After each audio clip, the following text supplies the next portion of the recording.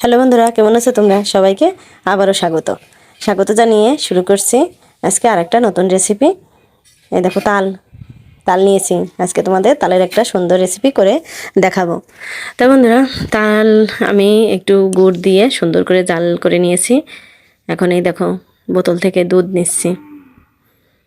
এখানে 2 লিটার দুধ আছে। বন্ধুরা, আমরা ছোটোবেলায় দেখেছি, যারা আমরা গ্রামে থেকেছি, মাটির ঘড়া ছিল, মাটির একটা বড় পাত্র, তাতে করে বাজার থেকে দুধ কিনে আনতো।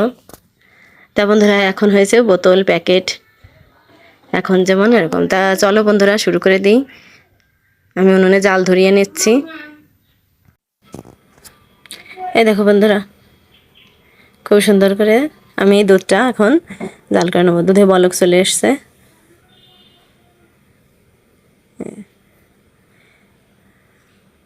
বন্ধুরা, দুধটা জাল করতে করতে আমি প্রায় অর্ধেকেরও কম করে নিয়েছি, বেশ ঘন হয়েছে। এখন আমি বেশ কিছুটা পরিমাণ তাল দিয়ে দিচ্ছি, পুরোটা দিলাম না, কারণ ওইটুকু দিয়ে অন্য একটা রেসিপি করা যাবে। এই দেখো বন্ধুরা, দুধটা একদম খিরখির করে তারপর জাল দেয়া তাল দিলাম, আর একটু দুধও দিয়ে দিলাম। এই দেখো, খুব সুন্দর একটা রেসিপি আজকে তৈরি করলাম বন্ধুরা। এটা সবার কাছেই ভালো লাগবে, অনেকেরই পুরানো দিনের কথা, ছোটোবেলার কথা মনে পড়বে।